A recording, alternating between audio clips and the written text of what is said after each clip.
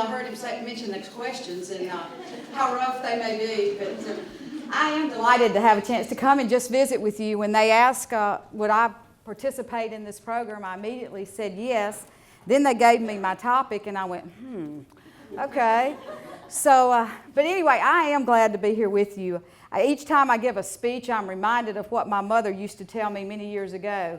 And she said, Amy, if I can give you any advice, you better have a good beginning, a good ending, and keep them real close together. So I'll try to keep that in mind as we go through some points today about fostering confidence. Many of you, as I look across this room, you are key leaders on this university campus. So you actually could be up here giving this speech. And so I hope to continue to learn from each one of you. I work with a lot of you and recognize a lot of faces. So please know that a lot of the things that I might have picked up probably have come from the opportunities that I have in the relationships that I've built on this campus and working with you, the leaders across Mississippi State. When we talk about fostering confidence, I think it makes sense for us to look at what is confidence. What is the definition of confidence? And when you look in one dictionary, it says a feeling of trust in a person or a thing. If you go to the Webster's dictionary, it says it is the quality or the state of being certain, a feeling or belief that you can do something well or succeed at something. Many synonyms that we hear when we talk about confidence include words such as faith, reliance, dependence, and trust. Confidence often begins by us just basically getting out of our comfort zone. Think of traveling along to a city that you've never been before. A city that you don't know anything about. It's a big city. You do not know the landmarks, and you're out of your element. May not even speak the same language that they speak there. You're unsure of transportation routes, how to get around. You get lost. You feel pretty insecure. But you decide to take small steps and venture out. And soon the landscape starts looking a little bit more familiar. Soon you know how to use the transportation routes. Traveling by bus or train is no problem for you. And you're starting to feel a little bit at home. Bottom line is you've just built confidence because you didn't let your insecurity define you. I'm reminded of a slide I saw in one presentation. It had a little man sitting on steps, and it had several steps. And on the first step, it said, I won't do this. Then they moved to the next step and said, I can't do this. The next step, I want to do it. The next step, how do I do it? Next, I'll try to do it. Next step, I can do it. The next step, I will do it. And then he gets to the top of the stairs, and yes, he did it. That's the steps, I think, and we process in our mind as we continue to build confidence. Now, part of confidence is being willing to take those risks to grow, to learn new things, and to test our flexibility. If you have confidence, it is a pretty quiet trait. Folks will recognize it. It's not something that you have to announce to the world. Confidence also comes from mastering skills and believing in yourself, believing that you have the knowledge to base your actions and judgment.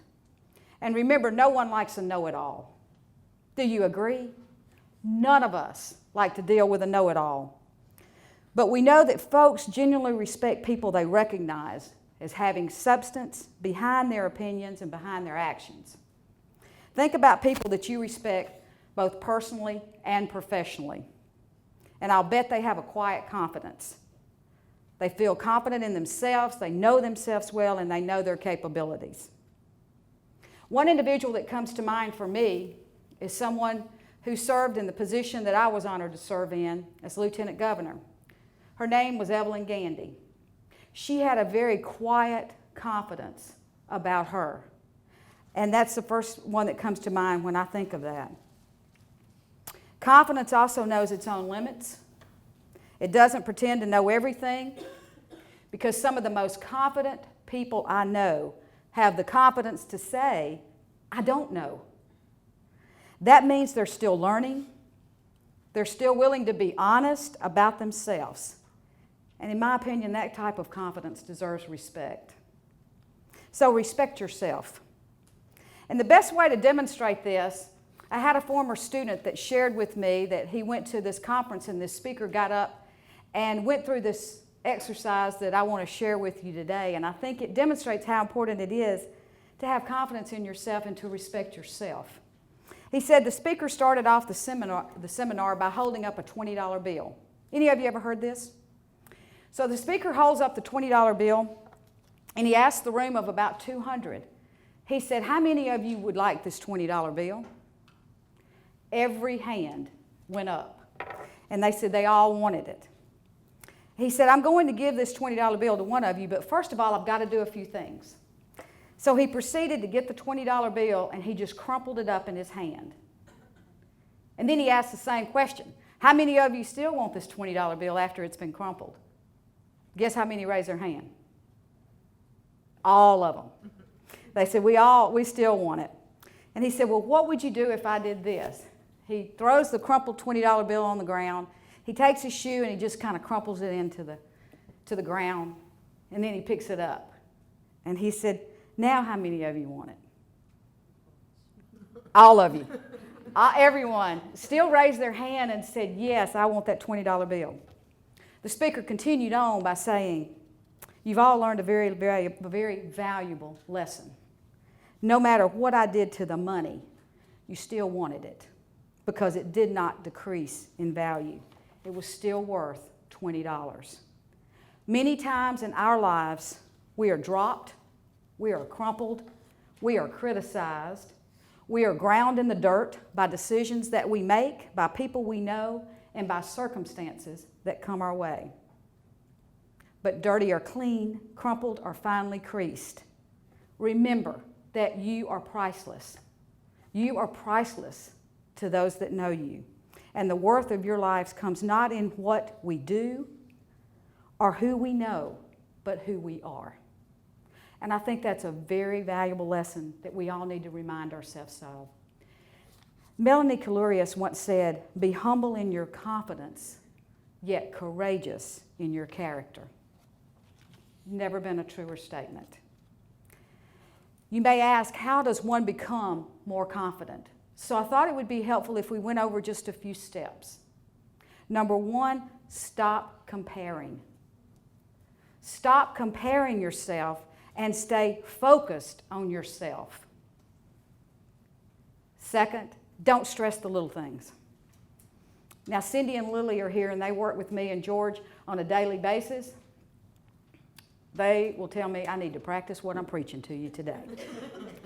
But second of all, don't stress the little things. The third, be positive and look for the good in every situation. Stay away from negative thoughts and negative people. Surround yourself with positive and confident and successful people because they will instill confidence in you and help build your confidence. And something we all know is do what you love because life is too short to waste your time doing anything otherwise. Other steps that I think will help us in building and fostering confidence is to do a very simple task. Make a list of your strong points. Note the positive things that you are good at. Think of some compliments that you received. What if people complimented you on? That definitely goes in your strong points. What are you good at doing? And when you look at that list, choose 2 items on that list at least and say, I'm going to improve at least 2 items on that list that I already feel are my strong points. That will enhance your confidence. And how can one have confidence if they don't set goals? We all must have defining goals that we wish to attain. So in that you can say, what have I already achieved? What are my strengths? But just remember that goals, they commit us to success because we have a starting point and we know where we want to go. I strongly believe that the best starting place for progress is to know where you are and where you want to go. And that's why you have to set goals. Goals help give you a destination. They give us a sense of our skills, experience, and resources that are needed to arrive there. Anthony Robbins observed years back that setting goals is the first step in turning the invisible into visible. But only you can answer for yourself where you want to be and what you want to do. But just as a sidebar, I hope that you'll remember that you can also be a part of helping others achieve their dreams as you are working toward your goals. But whatever your goals, there's not a shadow of a doubt that it's going to entail taking an honest look at yourself, rolling up our sleeves, and putting in the sweat equity to reach those goals. The best quote that sums that up is by Thomas Edison. He said, "Opportunity is missed by most people because it's dressed in overalls and it looks like work." And how true is that? But a great example of setting goals that I want to share with you today involves the books Chicken Soup for the Soul. Y'all all heard of that? Most of us have either heard of it or we either have them in our home, the cute books. And well, when those books were first written, the authors had the goal of getting it to the New York bestseller. And so how did they reach that? They said, we're going to set a goal. And their goal was that for 2 years, they were going to do 5 things a day to reach the New York bestseller list. So whether it was 5 phone calls, 5 interviews, sell 5 books, whatever it took, at least a minimum of 5 things a day to move toward their goal. So day in and day out, they did it. Every day, 5 things a day. So I'll ask you, do you think it was worth it? It was. They sold over 8 million copies in 39 languages. It's still selling. So the bottom line is, it was worth it. So see yourself as the self-confident person that you want to be, and before you know it, you're going to be that self-confident person. But do remember what we talked about in the beginning. Thinking you are superior to others is not confidence. Confidence influences success. Now, it's good to have confidence. I want to share a story about this psychiatrist.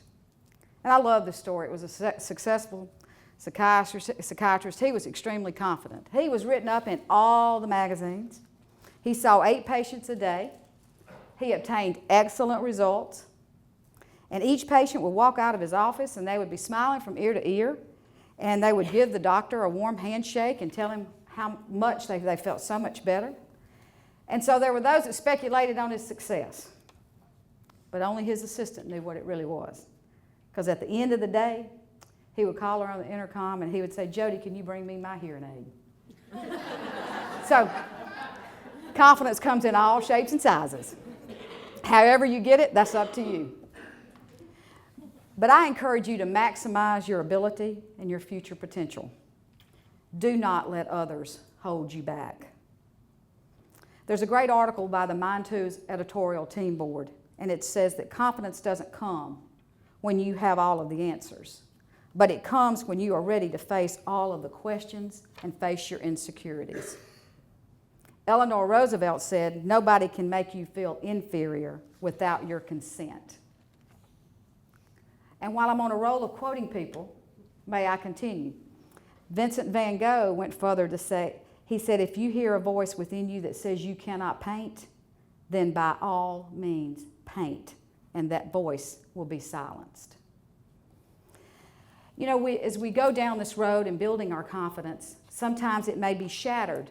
I'm reminded by, I think it was last year, and I may be off a year, but I think it was a year that the Seattle Seahawks were in a playoff game.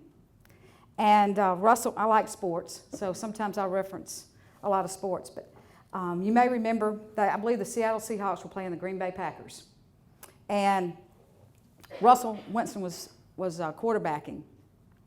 And as the game began, it was 1 interception, 2 interceptions, 3 interceptions, 4 interceptions.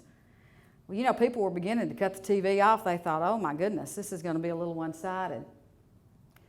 But don't. Sometimes we may take 2 steps back, but remember, it's not over till it's over. And that quarterback came back and won that game. because he didn't let just a few setbacks hold him back. He maintained his confidence and succeeded and won that game. Confidence is not walking into a room, as we've said, with your nose in the air and thinking you're better than everyone else. It's walking into a room and not having to compare yourself to anyone else in the first place. Brian Jett said you can determine how confident people are by listening to what they don't say about themselves. The article I referenced earlier by Mind Tools, I thought had some very good points in it. It says most people are reluctant to back a project that's being pitched by someone who is nervous, fumbling around, and overly apologetic. Do you agree? But on the other hand, how would you react to someone that is trying to pitch a project to you? They know what they're talking about. They speak clearly. They hold their head high. They answer your questions assuredly. And they admit when they don't know something that's asked of them. Would you feel more confident with that individual representing you with that project? And I think we all would. Confident people inspire confidence in others. And I think that's a true statement. The test that was in that article encourages all of us to look at comparisons of confident behavior with behavior associated with low confidence. And they gave a few examples. I'll throw these out. You tell me whether it's confident behavior or behavior that's associated with a low confidence. And here's the first example. Governing your behavior based on what other people think. Correct. That's low. Staying in your comfort zone, fearing failure, and so thus avoiding risk. Doing what you believe to be right, even if others mock or criticize you for it. Y'all got it. A+. Be willing to take risk and go the extra mile in achieving better things. Admit your mistakes and learn from them. I won't go down all these. Dismissing compliments offhandedly by saying, oh, that report, that was really nothing. Anyone could have done it. Correct. The other person would accept compliments graciously and say, thanks, I worked hard on that report. There's nothing wrong with kind of tooting your own horn just a little bit, not arrogantly, but just saying, look, I worked hard on that report. Thank you for recognizing that. I appreciate that. So as you can see from these examples, sometimes low self-esteem is not what we want to do. Self-confidence is about striking that balance. At one extreme, you have people who have a very low confidence level, and on the other end, you may have people that are overconfident. So what I think we all want to do is to find that middle ground. And where is that? Because if you are underconfident, you'll avoid taking risk, you'll avoid stretching yourself to new ideas, and you just might not try at all. When people come say, hey, do you want to work on this project? No, I don't. And if you're overconfident, you may take on too much. And you might stretch yourself beyond your capabilities. And what happens when we do that? We crash. We crash badly in many instances. You may also find that you're so optimistic and you have so much confidence that you really don't try hard enough to succeed. You think, I don't really have to do anything because I know everything, and so I don't have to study or I don't have to prepare. And that's a mistake that we don't want to fall into.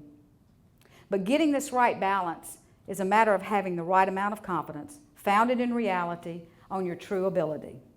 With the right amount of self-confidence, you will make informed risk, stretch yourself but not beyond your capabilities and your time constraints, and then you're going to try hard. 3 words come to mind when we think of confident leaders, and they can be summarized by verbs: be, know, and do. Be who you are. You know your strengths because remember, you've made that list. So be who you are, because that's going to give you a firm grounding when things get tough, because you hadn't tried to change yourself. You are who you are. Know. And I think the beginning of knowing ourselves is we have to recognize the good and the bad and the ugly. And then do. How do you act? How do you act on those? Know yourself. Always strive to improve. Commit to learning. Because as the old saying goes, we never really graduate. We continue to keep learning.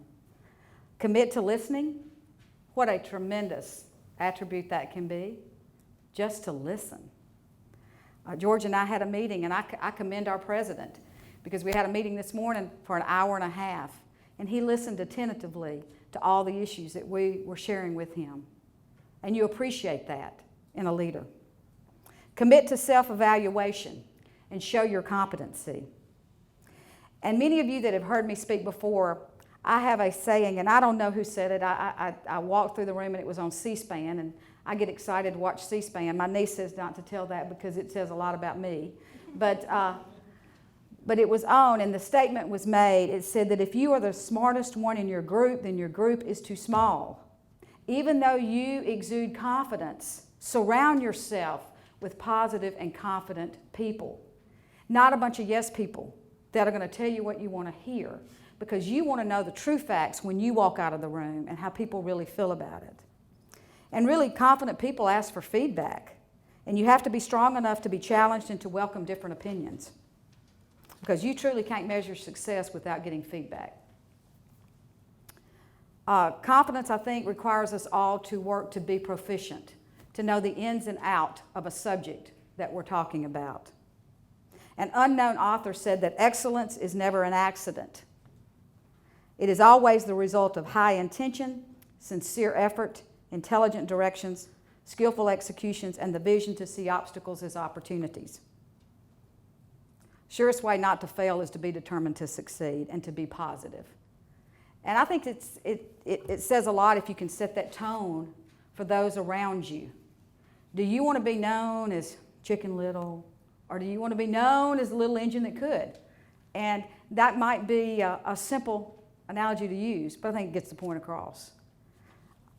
It's important for us to realize the importance of words and attitude. A kind word goes a long way, and a negative word can go even further. So how many times have we been undone, had our confidence slapped down by someone being rude or mean-spirited? We can have 100 things go right. One thing goes wrong. When we go home, what's the one thing, or we go back to our offices, what are we going to think about? That one thing that went wrong.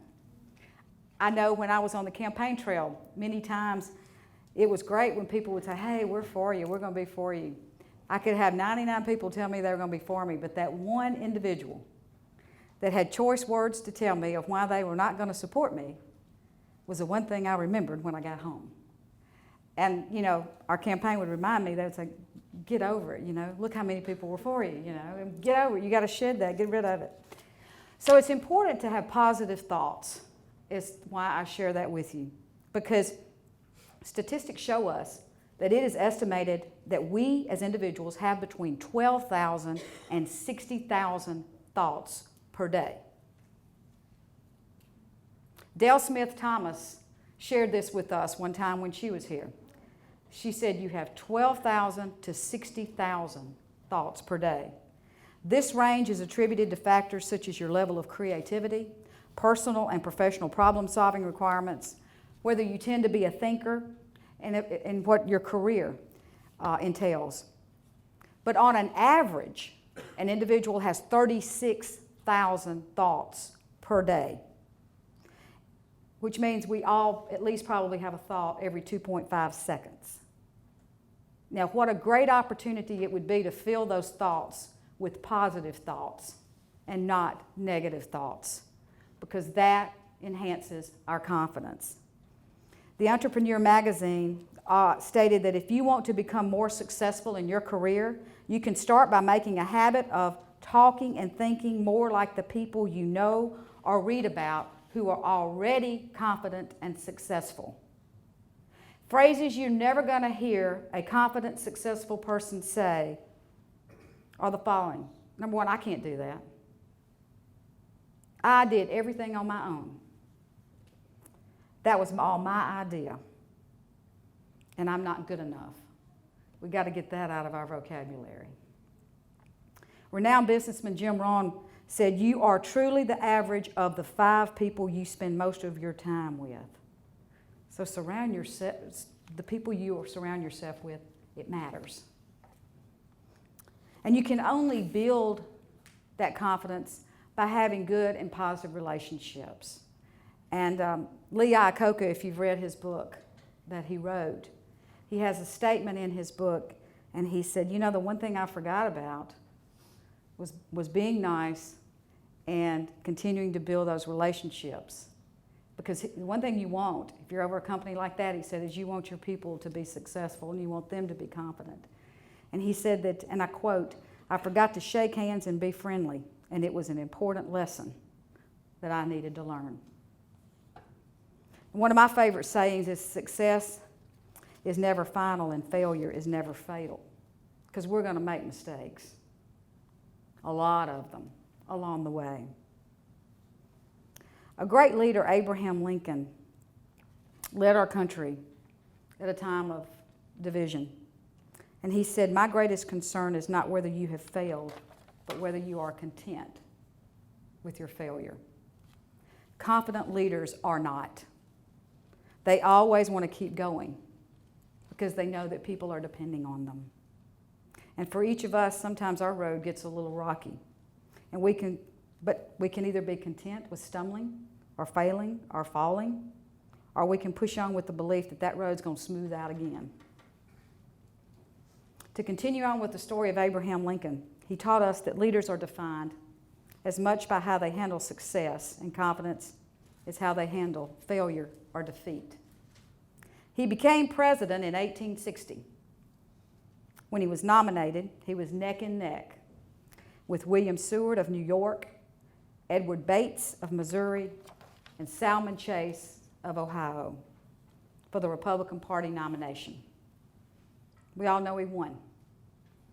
But did you know that after he took office, he nominated Seward for Secretary of State, Bates for Attorney General, and Chase for Secretary of Treasury? He said the following as he made those nominations: I destroy my enemies when I make them my friends. Don't hold a grudge. As I'm coming to the close of my comments, I'm always reminded that there are three types of people. There are those individuals that make things happen. There are those individuals that watch things happen. And there are those individuals that wonder what happened. You pick the category you fall in. And I trust it's in number one. You're making things happen. Make a difference where you are, because there are incredible opportunities and challenges, and it's just a matter of how we want to view them, as stepping stones or stumbling blocks.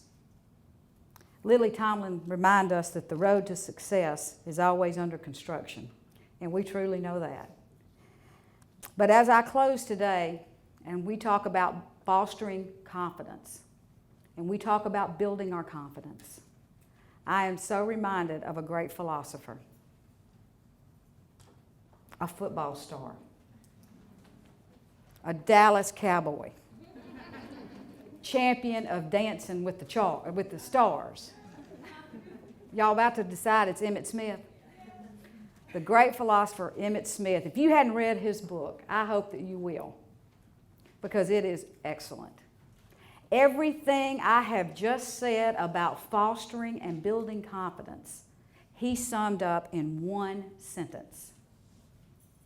He said, your attitude determines your altitude. And how true that is. I have taken, I don't know how much of your time, 30-something minutes, and he said it in one sentence. So as I close today, I just encourage you to lead with a passion, and you will lead with a purpose, and then you will lead with passion and with confidence.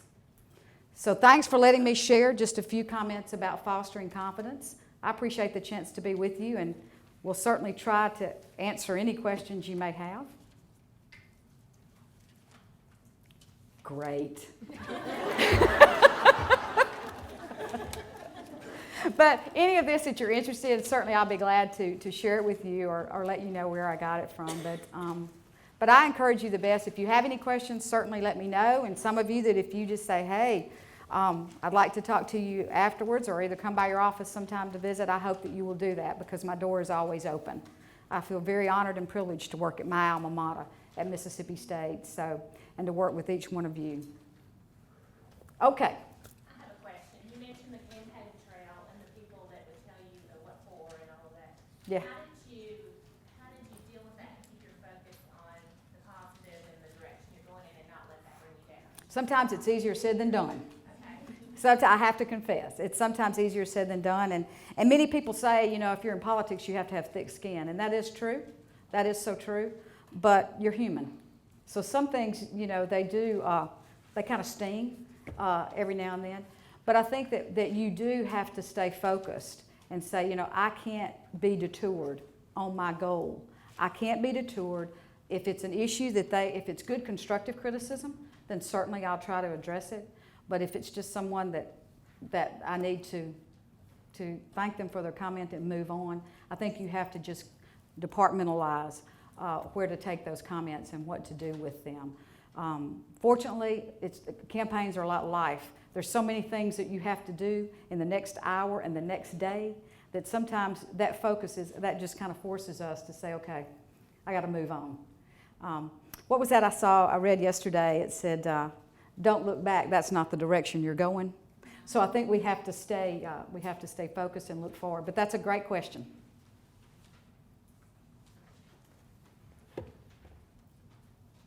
Okay. Thank y'all so much. I enjoyed being with you.